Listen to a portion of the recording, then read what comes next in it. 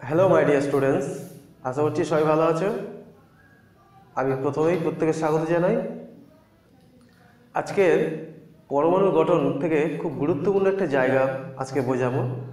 পরমাণুর গঠন ক্লাস 11 বিষয়টা ভালো করে বুঝে নাও, একটু বড়। বোর তত্ত্ব দ্বারা হাইড্রোজেন সদৃশ এক ইলেকট্রন বিশিষ্ট মৌল বা আয়নের ক্ষেত্রে, হাইড্রোজেন সদৃশ মানে যাদের ক্ষেত্রে একটা করে ইলেকট্রন রয়েছে, এইরকম এক ইলেকট্রন বিশিষ্ট মৌল বা আয়নের ক্ষেত্রে এনতম কক্ষপথের ব্যাসার্ধ, শক্তি এবং ইলেকট্রনের গতিবেগ নির্ণয়। খুব গুরুত্বপূর্ণ জায়গা। এই জায়গাটার ছেলেমেয়েরা ম্যাক্সিমামটা বুঝতে পারে না, কীভাবে করবে আমি দেখো খুব সহজভাবে বোঝানোর চেষ্টা করছি, তোমরা ভিডিওটা লাস্ট পর্যন্ত দেখতে থাকো।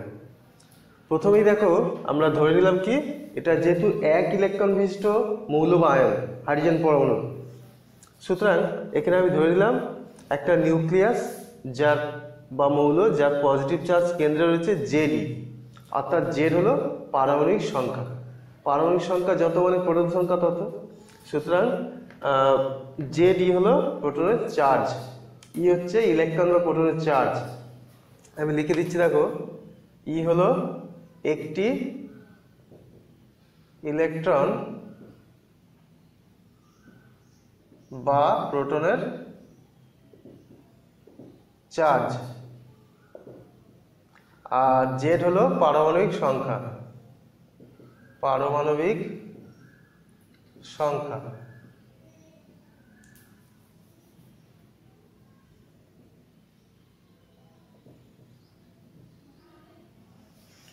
তাহলে নিউক্লিয়াসের পজিটিভ চার্জ হলো জেডি এবং একটা ইলেকট্রন নিউক্লিয়াসকে কেন্দ্র করে আর ব্যাসার্ধের বৃত্তাকার কক্ষপথে ঘুরছে। ঠিক আছে, আর ব্যাসার্ধের বৃত্তাকার কক্ষপথে নিউক্লিয়াসকে কেন্দ্র করে ইলেকট্রনটা ঘুরছে ভি গতিবেগে, অর্থাৎ ইলেকট্রনের গতিবেগ হলো ভি।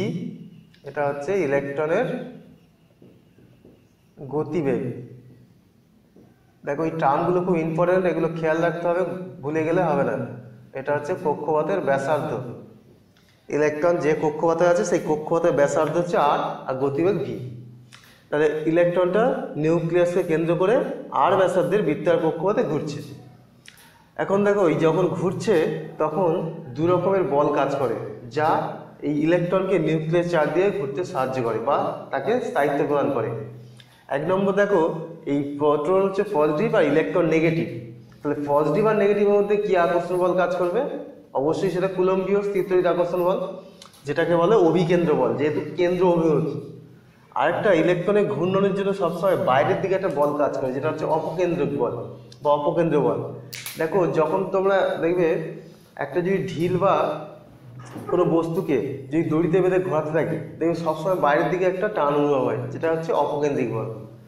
তাহলে এই অভিকেন্দ্র বল আর অপকেন্দ্র বল, এই দুটো বল পরস্পর সমান হয়, যার জন্যই কিন্তু এই ইলেকট্রনটা নিউক্লিয়াসে স্থায়ীভাবে থাকে। এবার আমরা এই অপকেন্দ্র বল আর অভিকেন্দ্র বল সমান করে ওখান থেকে একটা সমীকরণ তৈরি করার চেষ্টা করব। প্রথমে দেখো অভিকেন্দ্র বল কত হবে? অভিকেন্দ্র বল, অভিকেন্দ্র বলটা তাহলে কুলম্বীয় বল, আকর্ষণ বল। তাহলে কুলম্বীয় আকর্ষণ বল কত হবে? এখানে দেখো কুলম্বীয় আকর্ষণ বল আমরা জানি কি, যে বিন্দু দুটো আধানের মধ্যে ক্রিয়া করে তাদের গুণফলের সমানুপাতিক এবং দূরত্বের বর্গের ব্যস্তানুপাতিক। তাহলে এখানে জেডি আধান আর এখানে ইলেকট্রন আধান ই, তাদের গুণফল মানে জেডি ইন্টু ই, আর নিচে তাদের দূরত্ব মানে আর, আর স্কোয়ার, অর্থাৎ Z E square by R square. এবার দেখো অপকেন্দ্র বল কত হবে? অপকেন্দ্র বল যখন নিউক্লিয়াসকে কেন্দ্র করে আর ব্যাসার্ধের বৃত্তাকার কক্ষপথে ভি গতিবেগে ইলেকট্রনটা ঘুরছে, সেক্ষেত্রে অপকেন্দ্র বল যেটা দাঁড়ায়, এটা ফিজিক্সের তত্ত্ব থেকে আমরা নিচ্ছি, এটা তোমরা ফিজিক্সের সাথে প্রমাণ করতে পারবে। এটা হচ্ছে এম ভি স্কোয়ার বাই আর, এটা হচ্ছে অপকেন্দ্রিক বলের সূত্র। এই দুটো বলকে সমান করে দাও, যেহেতু দুটো বল সমান হবে, অতএব Z A square by R square সমান M V square by R. এখান থেকে ভি স্কোয়ার সমান কি লেখা যায় দেখো, অর্থাৎ ভি স্কোয়ার সমান একটা আর আর কেটে গেল, দুটো আর আছে একটা কেটে গেল, তাহলে এটা Z E square by M R. একটা গুরুত্বপূর্ণ সম্পর্ক বেরিয়ে গেল, Z A square by M R V square পেলাম। এবার দেখো তোমাদের এর আগের ভিডিওতে আমি বলেছি যে বোরের তত্ত্ব অনুসারে ইলেকট্রনের কৌণিক ভরবেগ এম ভি আর সমান কি হয়, এন এইচ বাই টু পাই, অর্থাৎ এইচ বাই টু পাই পূর্ণ সংখ্যার সহজ গুণিতক। এটা বোরের তত্ত্বতে পেয়েছো। এখান থেকে তাহলে ভি স্কোয়ার সমান কি লিখতে পারি, এখান থেকে ভি সমান কি লেখা যায়, N H by two pi M R, এই এখান থেকে এম আরটা চলে গেল। অর্থাৎ ভি স্কোয়ার সমান কত হবে, ভি স্কোয়ার সমান হচ্ছে N square H square by four pi square M square R square. ঠিক আছে, ভি স্কোয়ার পেয়ে গেলাম। তাহলে দেখো এই একটা ভি স্কোয়ার আর এই একটা ভি স্কোয়ার, এই এক নম্বর এই দুই নম্বর, তাহলে দুটো ভি স্কোয়ার আর দুই ভি স্কোয়ার যদি আমরা সমান করে দিই তাহলে কি পাবো, দেখো দুই ভি স্কোয়ার যদি আমরা সমান করে দিই, অতএব এখান থেকে Z A square by M R সমান N square H square by four pi square M square R square. তাহলে এই দুটো সমান করে দিলাম। তাহলে দেখো এখান থেকে এম এম একটা কেটে গেল, আর আর একটা কেটে গেল। তাহলে এখান থেকে এই আরটা সমান আমরা কি লিখতে পারি, অতএব আর সমান আমরা দেখো এই আরটাকে এদিকে পাঠিয়ে দিচ্ছি আর এই বাকিগুলোকে এদিকে পাঠিয়ে দাও। তাহলে আর সমান N square H square by এই জেড ই স্কোয়ারটা নিচে চলে আসছে, তাহলে four pi square Z E square. আর এখানে দেখো একটা এম রয়ে গেছে, তাহলে four pi square Z M E square.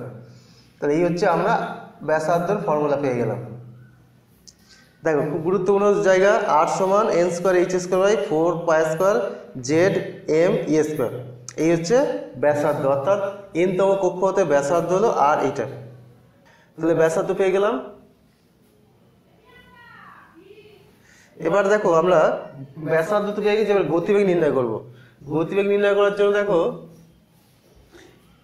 এখান থেকে ভি সমান কি পেয়েছি, ভি সমান N H by two pi M r, আর আর সমান কত পেলাম, আর সমান N square H square by four pi square Z M E squared. এইটা হচ্ছে আর পেয়েছি, এই আরটা আমি আলাদা করে দিলাম, এটা খুব ইম্পর্টেন্ট, আমাদের কাজে লাগবে প্রচুর। আর এবার এই আর এর মানটা এইখানটা বসিয়ে দিচ্ছি। দেখো অতএব ভি সমান N H by two pi M R, এই আর এর জায়গায় এটা বসিয়ে দিচ্ছি, এন স্কোয়ার এইচ স্কোয়ার, আর নিচেরটা উপরে চলে যাচ্ছে four pi square Z M E square. ঠিক আছে, এই আর এর মানটা এখানে বসিয়ে দিলাম এই যে আটটার জায়গায়।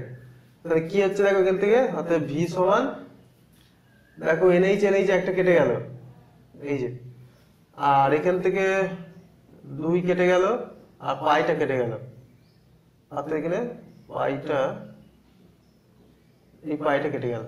তাহলে উপরে থাকছে কি টু পাই আর জেড থাকছে এম, এম এম কেটে গেল, এম এম কেটে গেল, তাহলে এম থাকছে না, two pi Z E square by নিচে এন এইচ।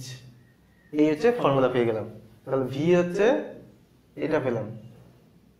আমি এখানে আলাদা করে লিখে দিচ্ছি, দেখো ভি সমান two pi Z E square by N H.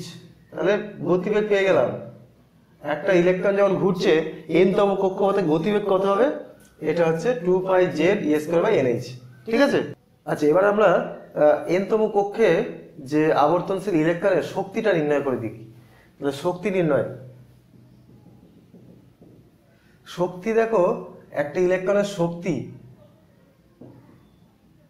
দুই রকম, একটা হচ্ছে গতি শক্তি, ইলেকট্রনের শক্তি দুই রকম, একটা গতি শক্তি আর একটা হচ্ছে স্থিতি শক্তি।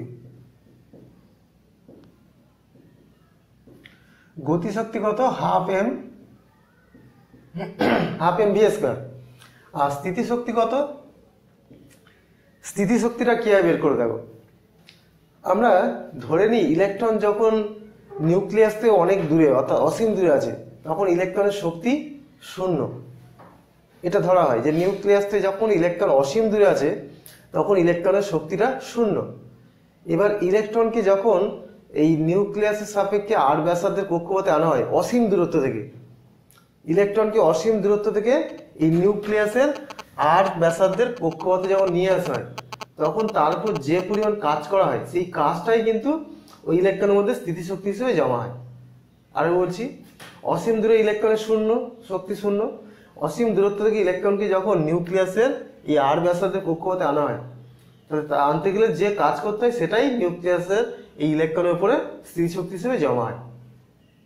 এখন এই কতটা কাজ করতে হবে, ইলেকট্রনের আধান ই আর নিউক্লিয়াস আধান জেডি, তাহলে এদের মধ্যে যে কুলম্বীয় বল সেই কুলম্বীয় বলের আমাদের ইন্টিগ্রেশন করতে হবে, যেটা তোমরা হয়তো এই মুহূর্তে বুঝবে না, আমি জাস্ট একটু করে দেখাচ্ছি। দেখো, অর্থাৎ স্থিতিশক্তি দাঁড়াবে এইরকম, আর সমান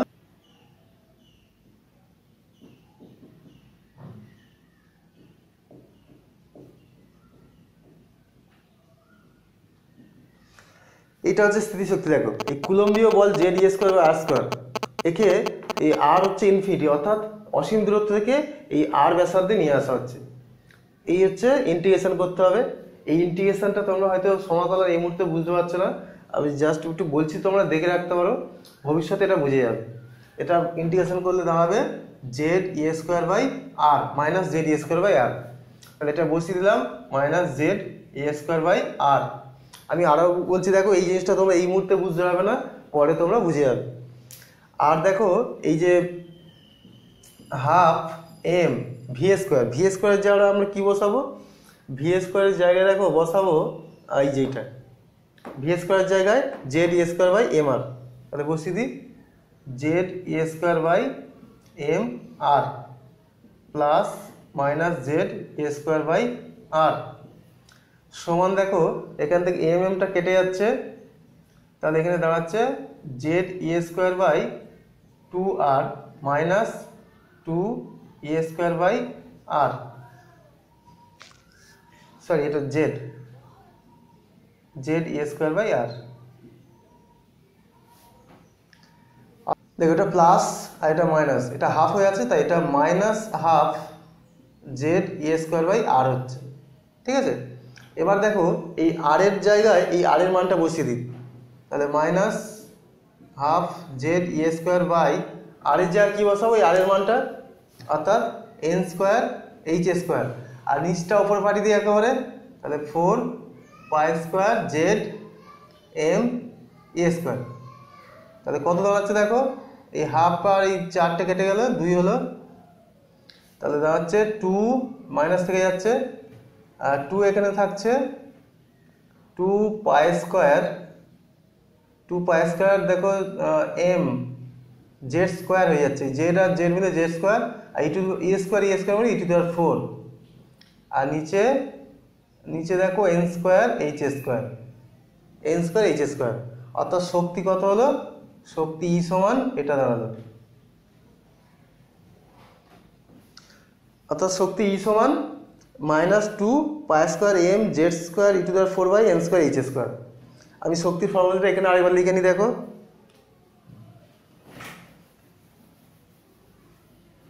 শক্তির ফর্মুলাটা এখানে লিখছি, দেখো ই সমান minus two pi square M Z square E to the power four by N square H square. এই হলো শক্তি। তাহলে এন তম কক্ষে আবর্তনশীল ইলেকট্রনের শক্তি পেলাম এটা minus two pi square M Z square E to the power four by N square H square. তাহলে দেখো এই যে আমরা বোধ তত্ত্ব দ্বারা হাইড্রোজেন সদৃশ এক ইলেকট্রন বিশিষ্ট মৌল বা আয়নের ক্ষেত্রে এন তম কক্ষপথে ব্যাসার্ধ পেয়ে গেলাম আর সমান N square H square by four pi square Z M E to the power four, গতিবেগ পেলাম ভি সমান two pi Z E square by N H, আর শক্তি পেলাম minus two pi square M Z square E to the power four by N square H square. তাহলে তিনটে রাশি পেয়ে গেলাম, ঠিক আছে। আশা করছি বুঝতে পারলে, খুব একটা সমস্যা হয়নি তোমাদের ক্যালকুলেশনে, খুব ইজি, একটু তোমরা প্র্যাকটিস করলেই মানে পেরে যাবে, এটা অসুবিধা নেই।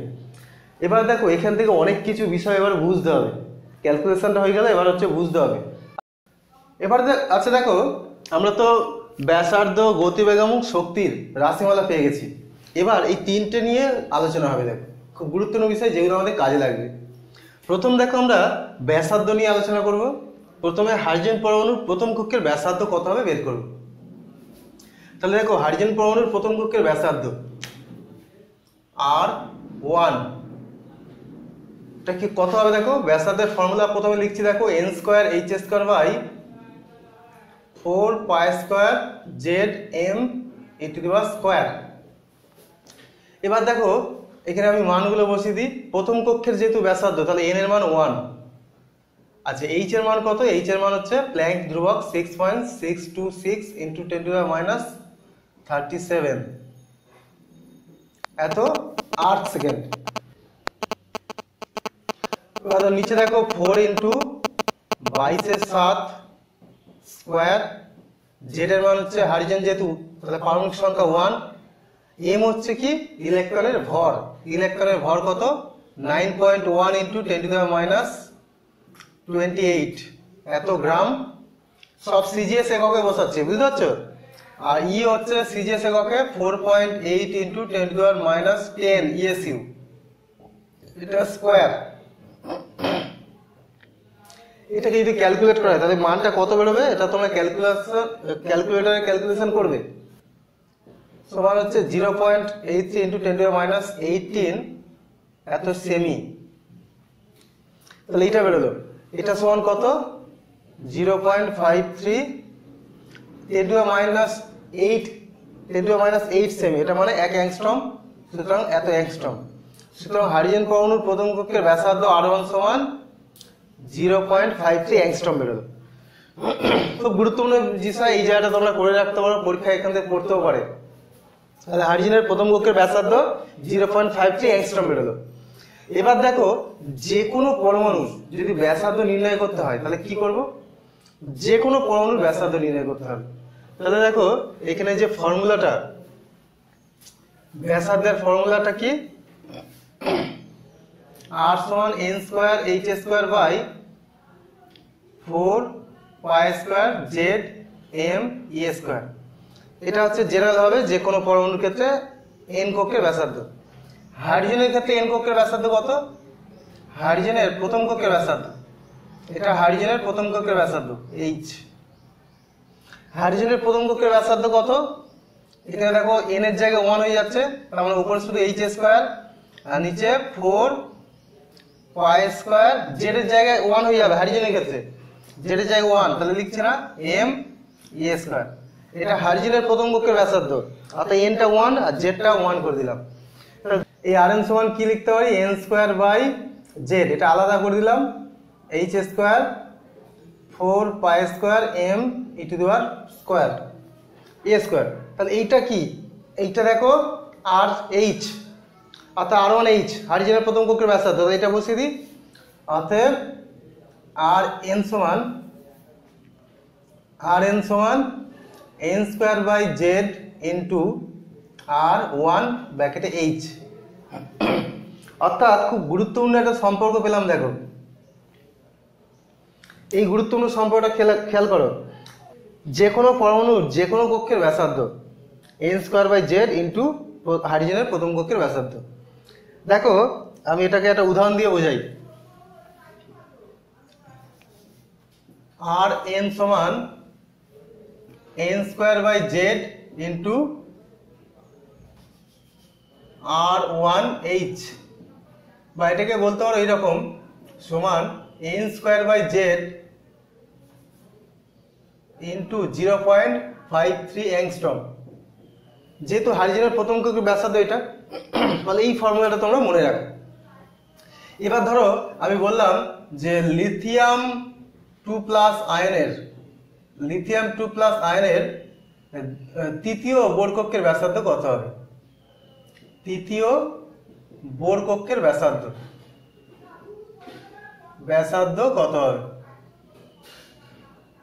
কত হবে?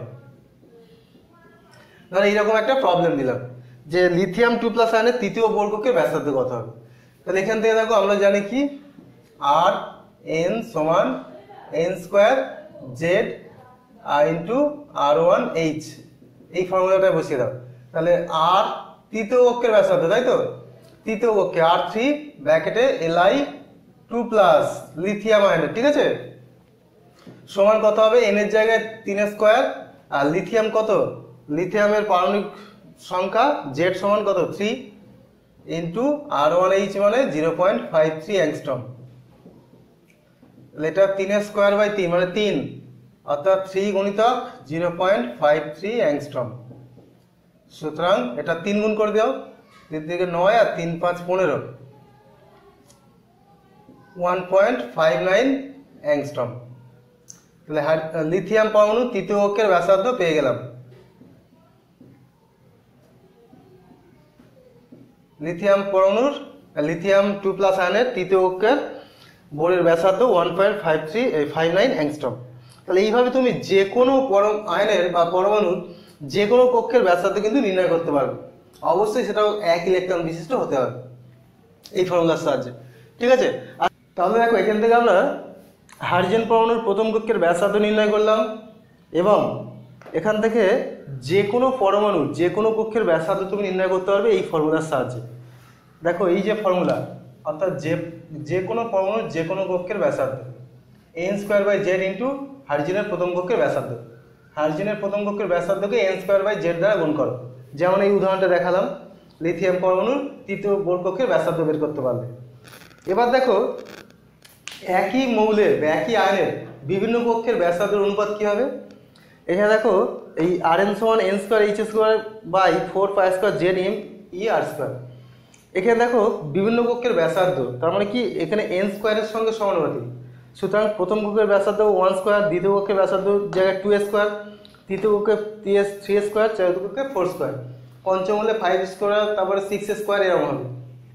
অর্থাৎ 1:4:9:16:2, এরপরে 25, তারপর 36, এইভাবে চেঞ্জ হবে। সুতরাং প্রথম কক্ষের ব্যাসার্ধ যদি 1 হয়, তাহলে চতুর্থ কক্ষের ব্যাসার্ধ তার 4 গুণ হবে, এই দ্বিতীয় কক্ষের ব্যাসার্ধ তার 4 গুণ হবে, তৃতীয় কক্ষের ব্যাসার্ধ 9 গুণ হবে, এইভাবে ব্যাসার্ধের চেঞ্জটা হবে, ঠিক আছে। এবারে দেখো আমরা যে গুরুত্বপূর্ণ বিষয়টা নিয়ে আলোচনা করছি, হাইড্রোজেন পরমাণুর প্রথম কক্ষে ইলেকট্রনের গতিবেগ নির্ণয়। অর্থাৎ হাইড্রোজেন পরমাণুর প্রথম কক্ষে ইলেকট্রনের গতিবেগ এবং সেখান থেকে যে কোনো পরমাণু বা আয়নের যে কোনো কক্ষের গতিবেগ কত হবে সেটা নির্ণয় করে দেখাবো। তা প্রথম দেখো হাইড্রোজেনের প্রথম কক্ষে অবস্থিত ইলেকট্রনের গতিবেগ নির্ণয় করি। গতিবেগের ফর্মুলা আমরা পেয়েছি কি সমান, v সমান 2π/z² বাই nh।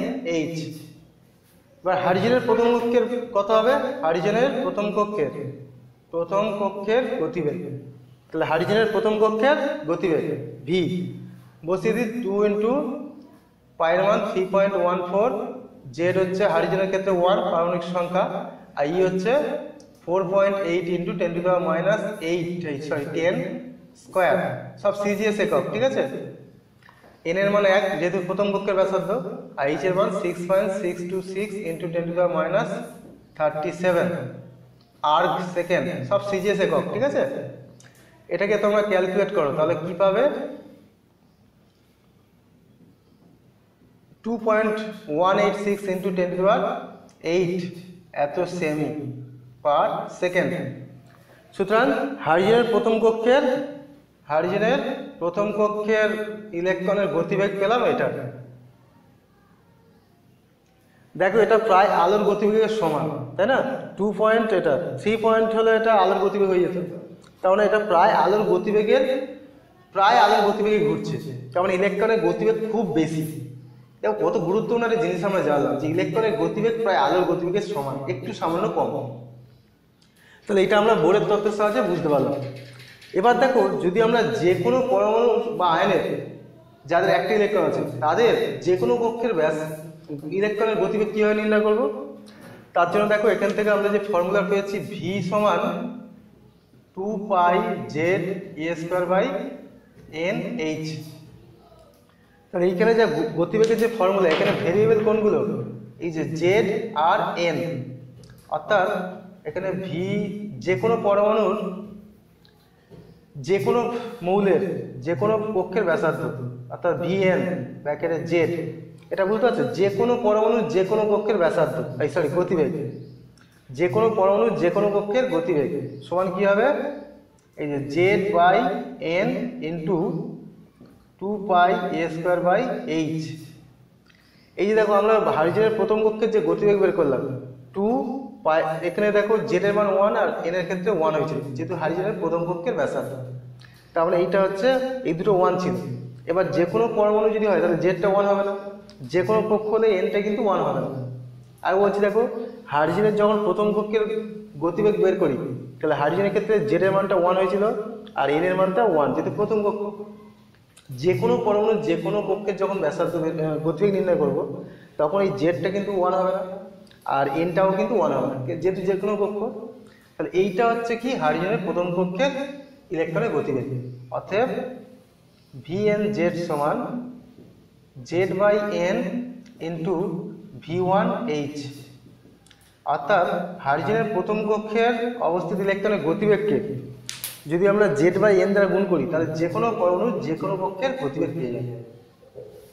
তার মানে এখান থেকে সম্পর্ক থেকে বুঝতে পারছি দেখো যে যদি হচ্ছে পারমাণু সংখ্যা বাড়ে, অর্থাৎ হাইড্রোজেন যায় যদি এটা হিলিয়াম হয়ে যায় তাহলে কিন্তু দেখো গতিবেগ একই কক্ষের দ্বিগুণ হয়ে যাবে। আবার যদি এটা লিথিয়াম হয় তাহলে 3 গুণ হয়ে যাবে যেহেতু জেডের মান বাড়বে।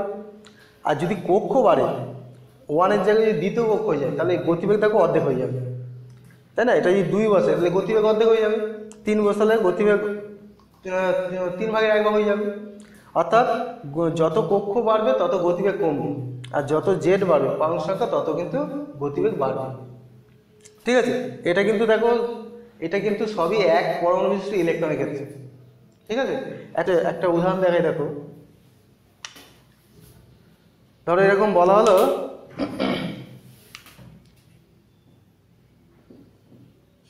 হিলিয়াম প্লাস আয়নের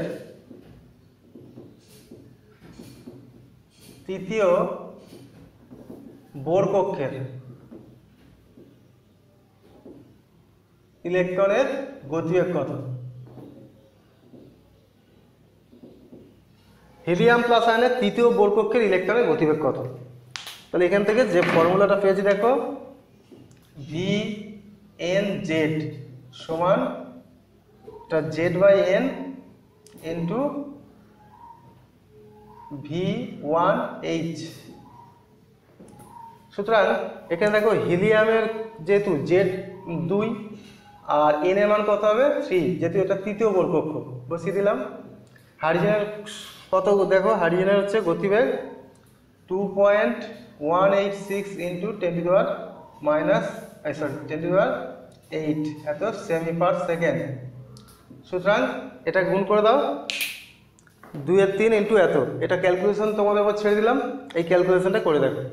তাহলে এটা হচ্ছে আমরা পেয়ে গেলাম হিলিয়াম প্লাস, এটা তৃতীয় বোর কক্ষের শক্তি হিলিয়াম প্লাস আয়নের, হিলিয়াম প্লাস আয়নের তৃতীয় বোর কক্ষের শক্তি, তৃতীয় বোর কক্ষের গতিবেগ এটা হবে। ঠিক আছে, তাহলে এইভাবে তুমি ক্যালকুলেশনে যে কোনো করতে পারবে, যে কোনো আয়নের যে কোনো কক্ষের গতিবেগ বের করতে হবে, ইলেকট্রনের গতিবেগ কত হবে। ঠিক আছে, তা দেখো ফর্মুলাটা আমি আরেকবার লিখে দিই। যে কোনো পরমাণুর যে কোনো কক্ষের গতিবেগ Vn ব্র্যাকেটে Z সমান কত হচ্ছে Z/n ইন্টু V1 ব্র্যাকেটে h। অর্থাৎ হাইড্রোজেনের প্রথম কক্ষের গতিবেগকে যদি আমরা Z/n দ্বারা গুণ করি তাহলে যে কোনো আয়নের যে কোনো কক্ষের ব্যাসার্ধ এই যে কোনো কক্ষের গতিবেগ নির্ণয় করতে পারবে। এবার কি করবো দেখো, nতম কক্ষপথে একটা ইলেকট্রনের শক্তির ফর্মুলা পেয়েছি। এবার এই শক্তির মানটা নির্ণয় করব। প্রথম দেখো খুব গুরুত্বপূর্ণ যেটা হাইড্রোজেন পরমাণুর ক্ষেত্রে, অর্থাৎ হাইড্রোজেন পরমাণু nতম শক্তি স্তরে ইলেকট্রনের শক্তি নির্ণয় করব। ঠিক আছে, তা দেখো কীভাবে শক্তি নির্ণয় করবো তার জন্য প্রথমে আমরা ফর্মুলাটা লিখব। ফর্মুলা অলরেডি তোমাদের কীভাবে বের করতে হয় বের করে দিয়েছি। তাহলে E সমান কি -2π² mZ²e⁴n²h²। এই হলো শক্তির ফর্মুলা। এখানে দেখো এই যে শক্তির ফর্মুলায় মাইনাস যে চিহ্নটা রয়েছে দেখো, এই যে শক্তির ফর্মুলা দেখো এখানে রয়েছে মাইনাস। এই যে মাইনাস রাশিটার তাৎপর্য কি বলতো? কেন এই শক্তির ফর্মুলায় মাইনাস দেওয়া আছে? তার কারণ এই যে শক্তিটা, এর আগেই আমি বলেছি বোরের তত্ত্বে, এই শক্তি কিন্তু কক্ষের শক্তি নয়, এটা হলো ওই কক্ষে অবস্থিত ইলেকট্রনের শক্তি। এই শক্তি হলো কক্ষে অবস্থিত ইলেকট্রনের শক্তি। এখন দেখো এই ইলেকট্রনের শক্তি তাহলে মাইনাস কেন? আমরা ইলেকট্রন যখন অসীম দূরে থাকে তখন আমরা ধরে নিই ইলেকট্রনের শক্তি 0। ইলেকট্রন যখন অসীম দূরত্বে আছে তখন ইলেকট্রনের শক্তি 0। এবার যখন ইলেকট্রন ওই অসীম দূরত্ব থেকে নিউক্লিয়াসের ব্যাসার্ধের আর কক্ষপথে চলে আসছে, তখন কি কক্ষপথে যখন চলে এলো তখন ইলেকট্রনের শক্তি কিন্তু এই পরিমাণ শক্তি বর্জন করে দেবে। অর্থাৎ ইলেকট্রন যখন নিউক্লিয়াসের কাছে চলে এলো তখন আর ব্যাসার্ধ এলো, তখন ঠিক এই পরিমাণ শক্তি বর্জন করে অধিক স্থিতিশীলতা লাভ করে। এই শক্তিটা বিকিরণ করে দেয় এবং অধিক স্থিতিশীলতা লাভ করে। বুঝতে পারছেন? এই জন্য হচ্ছে মাইনাস চিহ্ন। অর্থাৎ এই মাইনাসের অর্থ হলো ইলেকট্রনের শক্তি অসীম দূরে শূন্য ছিল, কিন্তু যেই কক্ষে এলো ঠিক এই পরিমাণ শক্তি বর্জন করে অধিক স্থিতিশীলতা লাভ করলো, স্থায়িত্ব লাভ করলো। সেই জন্য শক্তিটা হচ্ছে মাইনাস। আচ্ছা, এবার আমরা ইলেকট্রনের স্থলে শক্তিটা নির্ণয় করি। ইলেকট্রনের শক্তি n-তম কক্ষপথে কত হবে? দেখো এখানে মানগুলো বসিয়ে দেওয়া। হাইড্রোজেন পরমাণুর n-তম কক্ষের শক্তি -2, পায়ের জায়গায় বসিয়ে দাও 3.14 স্কোয়ার। m হচ্ছে ইলেকট্রনের ভর, 9.1 × 10⁻28 গ্রাম। সব সিজিএস এককে বসাচ্ছি। আর জেডটা হাইড্রোজেনের ক্ষেত্রে 1, আর ইটা হচ্ছে 4.8 × 10⁻10, এত ইউএসইউ তার হোল 4। আমি এককগুলো দিচ্ছি না, সব সিজিএস একক। নিচে দেখো n², যেহেতু n কক্ষের ব্যাসার্ধ, n কক্ষের শক্তি নির্ণয় করছি। আর এইচ এর মান 6.626 × 10⁻37 আর্ক সেকেন্ড, এটা স্কোয়ার। এটাকে এবার তোমরা যদি ক্যালকুলেট করো তাহলে এখান থেকে মান কত বেরোবে? এখান থেকে ক্যালকুলেশন তোমরা করো ক্যালকুলেটারে, তাহলে এটা বেরোবে 2.170 × 10⁻11 আর্ক পার অ্যাটম। এটা হলো একটা ইলেকট্রনের শক্তি n-তম কক্ষে। নিচে হচ্ছে n² থাকবে। এবার আমরা একটা সম্পর্ক জানি, দেখো এক আর্ক সমান 6.24 × 10⁻11 ইলেকট্রন ভোল্ট। তাহলে আমার ইলেকট্রন ভোল্টে চলে গেলে একটু সুবিধা হবে। দেখো 2.170 × 10⁻11 ইন্টু ওইটা বসিয়ে দিই 6.24 × 10⁻11 electron volt per atom by নিচে n²। এটা করলে কত হচ্ছে দেখো, গুণ করে দাও, এটা গুণ করে হিসাব করো। এটা গুণ করলে 13.6, প্রায় 13.6 ইলেকট্রন ভোল্ট পার অ্যাটম, আর নিচে n²। তাহলে এটা হচ্ছে হাইড্রোজেনের n-তম কক্ষের শক্তি পেয়ে গেলাম। এই জিনিসটা একটু খেয়াল রাখবে। তাহলে একটা হাইড্রোজেনের শক্তি কত হলো?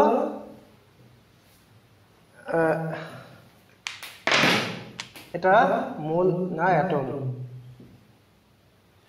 তাহলে একটি হাইড্রোজেন পরমাণু n-তম কক্ষের ইলেকট্রনের শক্তি কত? -13.6 electron volt per atom. Electron volt হচ্ছে একটা একক। এবার দেখো এটাকে যদি আমরা জুলে নিয়ে যেতে হয় তাহলে কি করব? এটা যদি জুলে নিয়ে যেতে চাও, -13.6 ইলেকট্রন ভোল্ট থেকে জুলে যাওয়ার রাস্তা দেখো এই ফর্মুলা, এই সম্পর্ক। 1 ইলেকট্রন ভোল্ট সমান 1.6022 × 10⁻19 জুল। তাহলে এখানে বসিয়ে দিচ্ছে দেখো 1.6022 × 10⁻19 জুল, জুল পার অ্যাটম। এটাকে নিচে n²। এবার দেখো এটাকে যদি আমরা মোলে নিয়ে যাই, পার জুল থেকে পার মোলে নিয়ে যাই, তাহলে কত হবে? 1.6022 × 10⁻19, এটা জুল পার অ্যাটম। এটাকে মোলে নিয়ে যাবো, তাহলে অ্যাভোগাড্রো দ্বারা গুণ করতে হবে, × 10⁻23, এত জুল পার মোল হয়ে গেল। জুল পার অ্যাটম, অর্থাৎ একটা পরমাণু শক্তি এটা ছিল। এবার 1 মোল পরমাণু শক্তি, এই জন্য অ্যাভোগাড্রোতে গুণ করে দিলাম। এটাকে যদি হিসাব করা যায় তাহলে দাঁড়াবে, এটাকে ক্যালকুলেট করবে, এটা দাঁড়াবে -13-12 কিলোজুল পার মোল। তাহলে ইলেকট্রনের শক্তি কত হলো? হাইড্রোজেন পরমাণুর একটা ইলেকট্রনের শক্তি এটা দাঁড়ালো এত। আচ্ছা, নিচে n স্কোয়ারটা রয়েছে, n স্কোয়ার, এই শক্তিটা দাঁড়ালো। আচ্ছা, আমি এখানে দেখো একটু বড় করে লিখে দিই। তাহলে ইলেকট্রনের শক্তি কত দাঁড়ালো? En ব্র্যাকেট H হাইড্রোজেন পরমাণুর জন্য কত? -13.6 বাই n স্কোয়ার, তো ইলেকট্রন ভোল্ট পার অ্যাটম। আরেকটা পেলাম কত? En H -13-12 by n square, এত কিলোজুল পার মোল। ঠিক আছে, একটু খেয়াল করো, এটা ইলেকট্রন ভোল্ট পার অ্যাটম, এটা কিলোজুল পার মোল। ঠিক আছে, এটা 13.6 আর এটা হচ্ছে 13-12 কিলোজুল পার মোল। এটা ইলেকট্রন ভোল্ট, এটা কিলোজুল। এবার দেখো এই যে n এর মানটা কি? n হলো কক্ষপথের সংখ্যা, অর্থাৎ প্রথম কক্ষ হলো n1, দ্বিতীয় কক্ষ n2। যদি আমরা বিভিন্ন কক্ষের শক্তি নির্ণয় করি তাহলে যে শক্তিগুলো আসবে সেটার মানগুলো আমি একটু লিখছি। দেখো,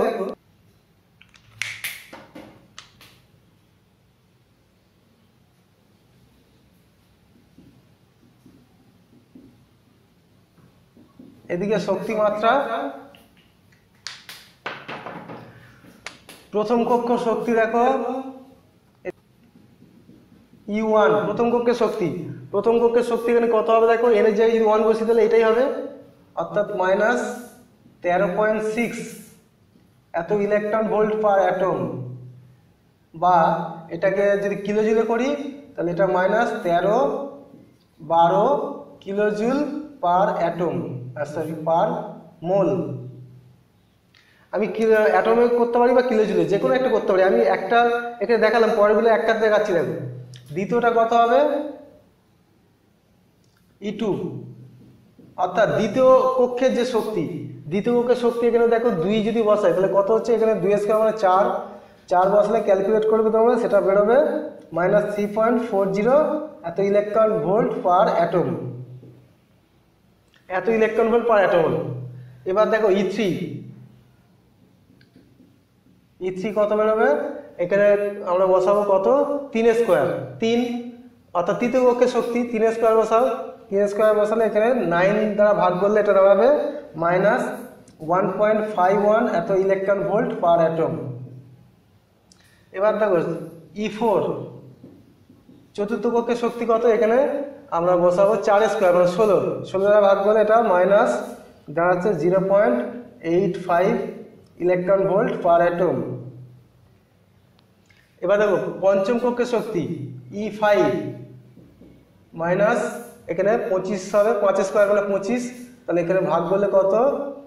-0.45 এত electron volt per atom, sorry এটা 54 ইলেকট্রন ভোল্ট পার অ্যাটম। তাহলে এইভাবে পরপর শক্তি আস্তে আস্তে দেখবে যত দূরে যাবে শক্তিগুলো কাছাকাছি চলে আসছে, এভাবে শক্তিগুলো কাছাকাছি। এবং শেষে রয়েছে E ইনফিনিটি, এটা ইনফিনিটি হচ্ছে 0, অর্থাৎ শেষ যদি ইলেকট্রনটা অসীমে চলে যায় তখন ইলেকট্রনের শক্তি 0 হয়ে যাবে। অর্থাৎ দেখো প্রথম কক্ষের শক্তিটা ইলেকট্রনের পরম মানটা বেশি, আমার মনে হচ্ছে না ইলেকট্রনের শক্তি বেশি। দেখো এখানে ইলেকট্রনের শক্তি বেশি না, -13.6, অন্যগুলো কম, তো তাহলে ইলেকট্রনের মনে হচ্ছে এখানে শক্তি বেশি, কিন্তু ইলেকট্রনের শক্তি এখানে সবচেয়ে কম। কারণ দেখো মানটা বেশি হলো, যেহেতু মাইনাস আছে তারপরে ইলেকট্রনের শক্তি সবচেয়ে কম। কেন ইলেকট্রনের শক্তি কম? যত উপরে যাচ্ছে দেখো, অর্থাৎ যত প্রথম কক্ষ থেকে দ্বিতীয় কক্ষ থেকে অর্থাৎ নিউক্লিয়াস থেকে দূরে চলে যাচ্ছে তত ইলেকট্রনের শক্তি বাড়ছে। কেন? যত নিউক্লিয়াসের কাছে আসবে নিউক্লিয়াস ইলেকট্রনকে আকর্ষণ করে রেখেছে, তাই নিউক্লিয়াসের আকর্ষণের জন্য ইলেকট্রন বেশি স্থায়িত্ব লাভ করে, ওই জন্য বেশি পরিমাণ শক্তি বর্জন করেছে। এই জন্য দেখো এটা -13.6 ইলেকট্রন বর্জন করেছে, প্রত্যেকটা অ্যাটম -13.6 ইলেকট্রন ভোল্ট শক্তি বর্জন করেছে, অর্থাৎ এরা বেশি শক্তি বর্জন করেছে। নিউক্লিয়াসের কাছে আছে, স্থায়িত্ব বেশি, তাই বেশি শক্তি বর্জন করেছে, তাই এদের শক্তিটা কম। পরম মান বেশি হলেও যেহেতু মাইনাস আছে তাই কম। যত নিউক্লিয়াস থেকে দূরে চলে যাচ্ছে এবং শেষে যখন অসীমে চলে যাবে তখন দেখো আস্তে আস্তে শক্তিটা বাড়ছে ইলেকট্রন। এবং অসীমে চলে গেলে ইলেকট্রনের শক্তি সবচেয়ে বেশি, যেটা হচ্ছে 0 ধরা হয়। বুঝতে পারলে এটা শক্তির কিভাবে চেঞ্জ হচ্ছে? তাহলে ইলেকট্রনের শক্তি নিউক্লিয়াসের প্রথম কক্ষে, অর্থাৎ নিউক্লিয়াসের কাছে যে প্রথম কক্ষ, সেখানে ইলেকট্রনের শক্তি সবচেয়ে কম। এই যে মাইনাসে আছে, শক্তি সবচেয়ে কম। যত নিউক্লিয়াসে দূরে চলে যাবে তত ইলেকট্রনের শক্তি আস্তে আস্তে বাড়তে থাকবে। ঠিক আছে, তাহলে আমরা হাইড্রোজেন পরমাণু দেখলাম যে প্রথম কক্ষে, হাইড্রোজেন পরমাণুর বিভিন্ন কক্ষের শক্তি দেখলাম, বিভিন্ন কক্ষের শক্তি কত সেই মানটা বের করলাম। এবং দেখো এখান থেকে পার অ্যাটমে কত ইলেকট্রন ভোল্ট শক্তি বা জুল, পার মোলে কত কিলো জুল শক্তি সেটাও দেখলাম। এবার দেখো এখান থেকে আরেকটা বিষয়, যেটা এটা তো হাইড্রোজেন পরমাণুর জন্য বিভিন্ন কক্ষের শক্তি দেখলাম। এবারে অন্যান্য যে কোনো পরমাণুর শক্তি কীভাবে নির্ণয় করব? অন্যান্য যে কোনো পরমাণু বা আয়নের যাদের মধ্যে একটি ইলেকট্রন আছে তাদের শক্তি কীভাবে নির্ণয় করব, সেটা দেখো খুব সহজ ফর্মুলা আমি এখানে দেখাচ্ছি। দেখো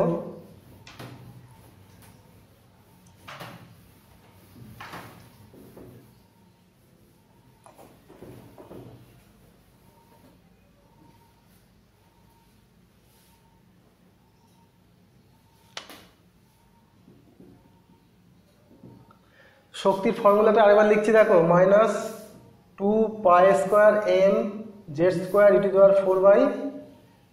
mz²e⁴/n²h²। তাহলে অন্য কোনো পরমাণুর যদি আমরা ইলেকট্রনের শক্তি বের করতে চাই তাহলে কি হবে? EnZ, মানে যে কোনো পরমাণুর শক্তি, যে কোনো পরমাণুর ইলেকট্রনের শক্তি। এটা লিখে দিই, যে কোনো পরমাণুর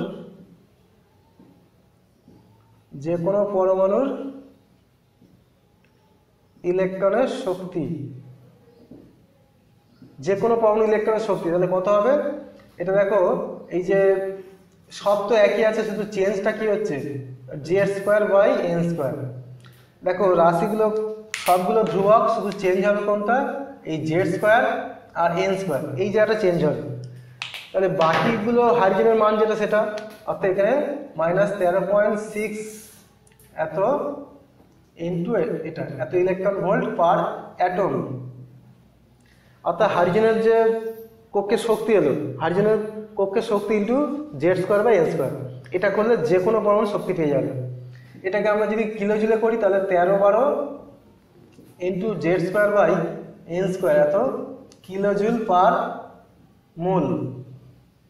তাহলে এই হচ্ছে দুটো ফর্মুলা। দেখো যে কোনো পরমাণুর ইলেকট্রনের শক্তি বের করতে গেলে তুমি এইটা করতে পারো বা এইটাও করতে পারো, যেটাতে যেমন চাইবে। তোমার ইলেকট্রন ভোল্ট পার অ্যাটমে এটা, আর এটা কিলো জুল পার মোলে দেখাবে। ঠিক আছে, এই দুরকম ভাবে লিখে দিলাম যে কোনো পরমাণুর যে কোনো কক্ষের শক্তি তুমি এই ফর্মুলাতেই পেয়ে যাবে।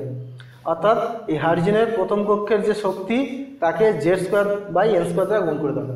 তাহলে যে কোনো পরমাণুর যে কোনো কক্ষের শক্তি কত হবে, সেই কক্ষে ইলেকট্রনের শক্তি কত হবে, তুমি এই ফর্মুলার সাহায্যে পেয়ে যাবে। আশা করছি তোমরা এটা বুঝতে পারলে সহজে কীভাবে একটা পরমাণুর বিভিন্ন কক্ষের ব্যাসার্ধ, গতিবেগ এবং শক্তি নির্ণয় করতে হবে। এবং হাইড্রোজেন পরমাণুরও শক্তি নির্ণয় করে দেখালাম কত হলো, সেগুলো বুঝিয়ে দিলাম। যদি তোমাদের সমস্যা থাকে ভিডিওটাকে আরেকবার ব্যাকে গিয়ে ফের দেখতে পারো, কোনো অসুবিধা হবে না আশা করছি। ঠিক আছে, দেখো এতক্ষণ আমরা যা পড়ালাম তার যে সারসংক্ষেপ করা হয়, এইটা খুব ইম্পর্টেন্ট, এটা ভালো করে বুঝে নেবে। সারসংক্ষেপটা কী করলাম? ব্যাসার্ধ নির্ণয় সম্পর্কে কি করলাম দেখো, n-তম কক্ষপথের ব্যাসার্ধ r n সমান কি? n²h²/4π² mz⁴, এটা ব্যাসার্ধের ফর্মুলা। হাইড্রোজেন পরমাণুর প্রথম কক্ষের ব্যাসার্ধ খুব ইম্পর্টেন্ট একটা, এটা কত নির্ণয় করে দেখেছিলাম? 0.53 অ্যাংস্ট্রম। যে কোনো পরমাণুর n-তম কক্ষপথের ব্যাসার্ধ নির্ণয় করতে গেলে কি করবে? n-তম কক্ষপথের ব্যাসার্ধ যে কোনো পরমাণুর, হাইড্রোজেন পরমাণুর প্রথম কক্ষের ব্যাসার্ধ ইন্টু n²/z, অর্থাৎ 0.53 ইন্টু n²/z অ্যাংস্ট্রম। ঠিক আছে, n-তম কক্ষপথের ব্যাসার্ধ সমান কি? প্রথম কক্ষের ব্যাসার্ধ ইন্টু n², অর্থাৎ প্রথম কক্ষের ব্যাসার্ধকে যদি আমরা n² দ্বারা গুণ করি তাহলে যে কোনো কক্ষের ব্যাসার্ধ নির্ণয় করতে পারবো। গতিবেগ দেখো, n-তম কক্ষপথে আবর্তনশীল ইলেকট্রনের গতিবেগ কত হবে? তার ফর্মুলা 2πze²/nh। অর্থাৎ দেখো গতিবেগ নির্ভর করছে জেডের উপরে আর এনের উপরে। যদি পারমাণবিক সংখ্যা বাড়ে তাহলে গতিবেগ বাড়বে, অর্থাৎ হাইড্রোজেনের থেকে হিলিয়ামের গতিবেগ ডবল হবে, তারপরে লিথিয়ামের 3 গুণ হবে, এবং ব্যাসার্ধ বাড়লে গতিবেগ কমে যাবে। অর্থাৎ প্রথম কক্ষে যে ইলেকট্রনের গতিবেগ যা হবে দ্বিতীয় কক্ষে তার অর্ধেক হয়ে যাবে। এনতম কক্ষপথে আবর্তনশীল যে কোনো পরমাণুর ইলেকট্রনের গতিবেগ যদি বের করতে চাও তাহলে সেটা যে কোনো পরমাণুর যে কোনো কক্ষের ইলেকট্রনের গতিবেগ সমান কি হাইড্রোজেনের প্রথম কক্ষের ইলেকট্রনের গতিবেগ ইন্টু Z/N, এই যে Z/N, সেটা সমান হাইড্রোজেনের প্রথম কক্ষের ব্যাসার্ধ গতিবেগ নির্ণয় করে দেখেছিলাম কত 2.186 × 10⁸ সেমি/সেকেন্ড। তাহলে এত গুণিতক Z/N করলে যে কোনো পরমাণুর যে কোনো কক্ষের গতিবেগ ইলেকট্রনে নির্ণয় করতে পারবে। শক্তি দেখো এনতম কক্ষপথে আবর্তনশীল ইলেকট্রনের শক্তি কত, ফর্মুলা -2 π² mz² 4/n² h²। এই যে মাইনাসটা কেন বলেছিলাম, যে মাইনাসটা কেন, কারণ অসীম দূরত্বে ইলেকট্রনকে আমরা শক্তি 0 ধরি। যখন ইলেকট্রন অসীম দূরত্ব থেকে এই কক্ষপথে ব্যাসার্ধ আর ব্যাসার্ধ এলো তখন ইলেকট্রন এই পরিমাণ শক্তি বর্জন করে স্থিতিশীলতা লাভ করে এবং স্থায়িত্ব লাভ করে, এই জন্য এটা মাইনাস। হাইড্রোজেন পরমাণু এনতম কক্ষপথে আবর্তনশীল ইলেকট্রনের শক্তি কত হবে, সেটা হচ্ছে -13.6/n² electron volt per atom. যদি প্রথম কক্ষ হয় তাহলে এন মান 1 হয়ে যাবে, তার মানে -13.6 ইলেকট্রন ভোল্ট পার অ্যাটম। আর কিলোজুল করতে গেলে এটা মোল, কিলোজুল পার মোলে হচ্ছে 1312/n², অর্থাৎ কিলোজুল পার মোল। দেখো এগুলো অনেক ইজি এই মানগুলো মনে রাখা, সেই জন্য তোমাকে এই জাস্ট এই দুটোই বুঝিয়েছি যাতে এটা মনে রাখতে সুবিধা হয়। যে কোনো পরমাণুর বা আয়নের এনতম কক্ষে আবর্তনশীল ইলেকট্রনের শক্তি কীভাবে নির্ণয় করবে, হাইড্রোজেনের প্রথম কক্ষের ইলেকট্রনের শক্তি ইন্টু Z²/n²। এই যে ফর্মুলা দেখো Z²/n²। সুতরাং যত দ্বিতীয় মানে জেড মানে কি পারমাণবিক সংখ্যা, সুতরাং হাইড্রোজেনের জায়গায় যদি হিলিয়াম যদি হয় তাহলে হিলিয়ামের পারমাণবিক সংখ্যা কত 2, তাহলে এখানে 2² করতে হবে, বুঝতে পারছো।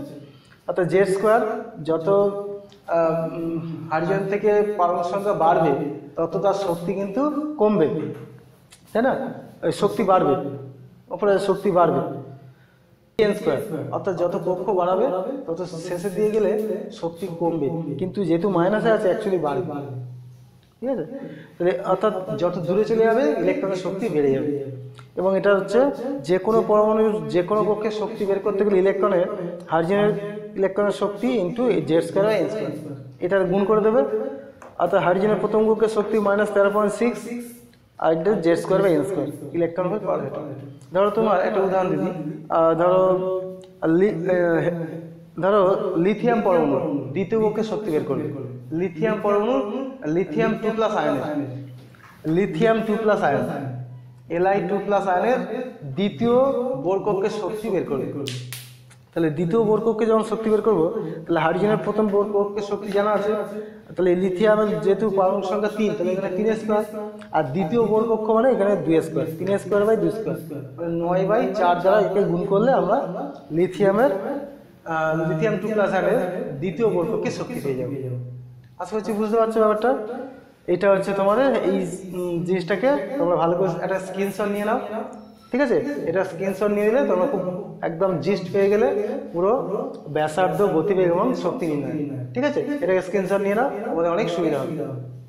আশা করছি তোমরা ভিডিওটা খুব ভালো করে এনজয় করেছো, বুঝতে পেরেছো। যদি কেমন তোমাদের লাগলো ভিডিওটা সেটা অবশ্যই জানিও, ঠিক আছে। আর কি করলে আরো ভালো হয় সেটাও তোমরা কমেন্ট করে জানাতে পারো, ঠিক আছে। আজকে আমরা এখানে রাখছি, পরবর্তী ভিডিও নিয়ে আবার তোমাদের সাথে দেখা হবে।